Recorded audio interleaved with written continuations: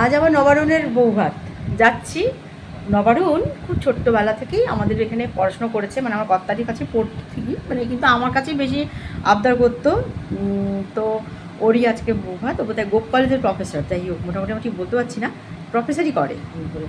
চলো আবার যাই, আবার কী হচ্ছে না হচ্ছে আবার তোমাদের সঙ্গে শেয়ার করবো।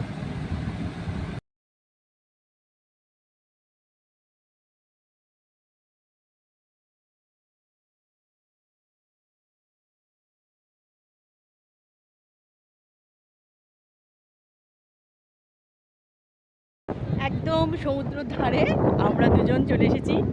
একদম শব্দ নিশ্চয়ই পাচ্ছ, সমুদ্রের শব্দ। একদম চলে এসেছি।